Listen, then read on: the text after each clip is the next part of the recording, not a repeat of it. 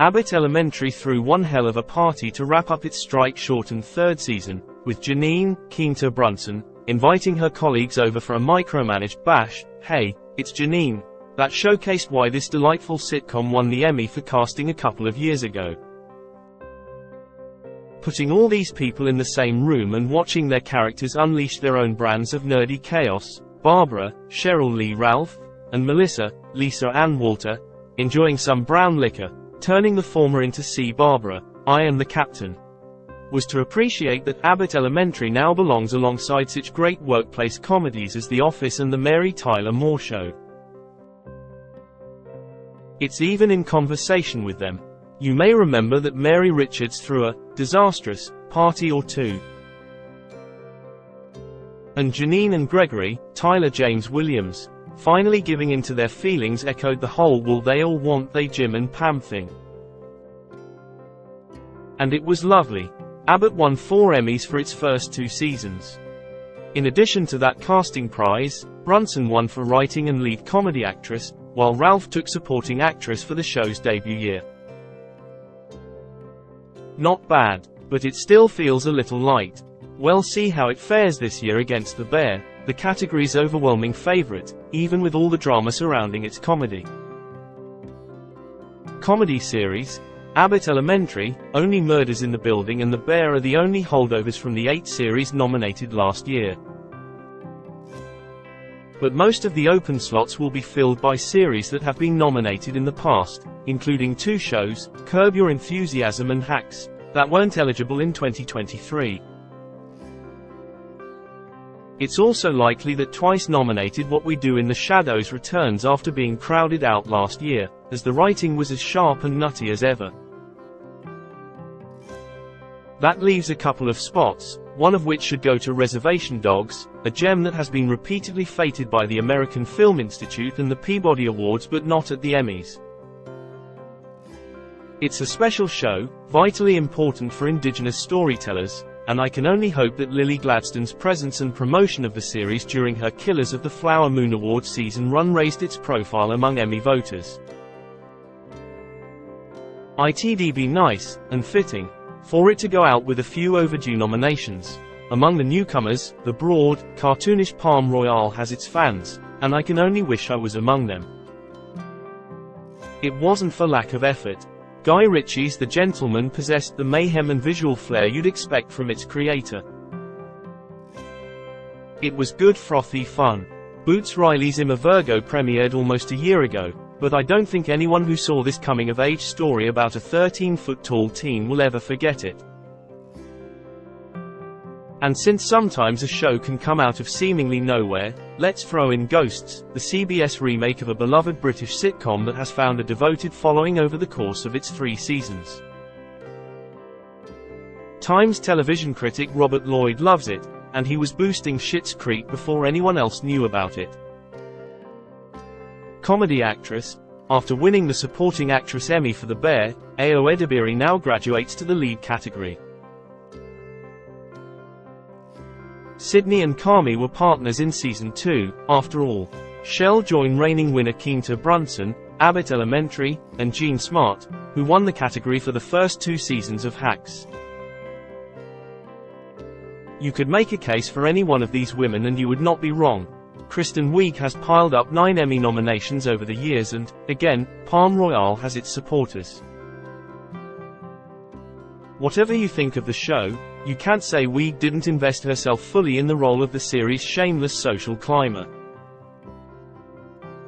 Her Saturday Night Live former castmate Maya Rudolph could be nominated for Loot, another Apple TV Plus series that you wish was better than it is.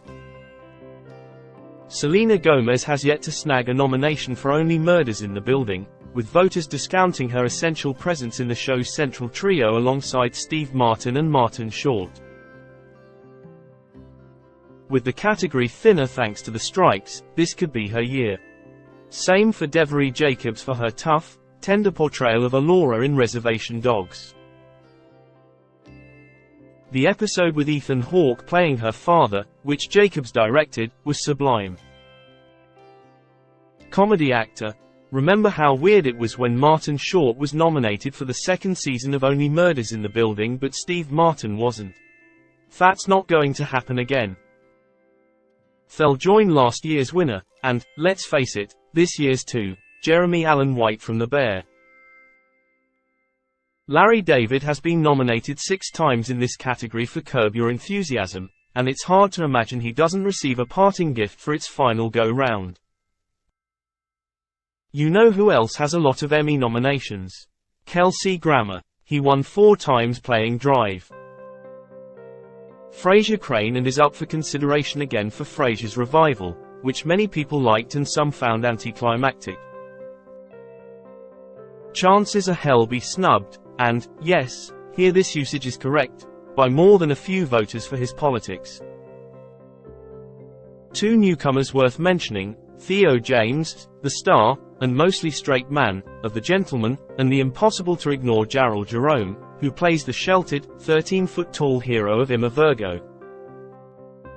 Jerome won an Emmy 3 years ago for Ava DuVernay's When They See Us, and he deserves to find himself back at the ceremony again for his heartfelt work on the show. Comedy supporting actress, Cheryl Lee Ralph and Janelle James have been nominated twice for Abbott Elementary, with Ralph winning for the first season. Where's Lisa Ann Walter? Winning Celebrity Jeopardy! Is nice and all, but she deserves some recognition here too. Hannah Einbinder earned nominations for the first 2 seasons of Hacks, and the show's 3rd season has focused primarily on the friendship and often fraught working partnership between Einbinder's Ava and Jean Smart's Deborah. The dynamic has changed, and the equal footing has given Einbinder more leeway to display her range. She has truly impressed. Of course, The Bear will have a presence here too with a couple of likely first-time nominees, Abby Elliott and Liza Colón-Zayas. And we can't forget Meryl Streep, who, on Only Murders in the Building, managed to convincingly play an actor relishing her big break after decades of frustration. Talk about an imaginative leap. Comedy supporting actor. With the departures of Ted Lasso and Barry, there's plenty of room in this category. Last year's winner, The Bear's Eben Moss-Bachrach, will be back, of course, and probably will win again for the powerful episode detailing Richie's transformation, Forks. He'll likely be joined by 3 of his castmates, the great Oliver Platt, who has earned a nod, and the chocolate-covered banana, as lovable tough guy Uncle Jimmy, Lionel Boyce for playing the beloved pastry chef Marcus and, yes, Matty Matheson, the Canadian chef and acting novice who has become an essential member of the show's ensemble. That's half the category. Tyler James Williams definitely will return a 3rd time for Abbott Elementary. And though their roles were reduced this season, it's possible Carl Clemens Hopkins or Paul W. Downs make it in for Hacks or Bowen Yang gets nominated again for Saturday Night Live. It does feel like Chris Perfetti is due some love for Abbott. He brings such a delightful theater kid energy to his socially awkward history teacher, and his rapport with Williams was a highlight of this season.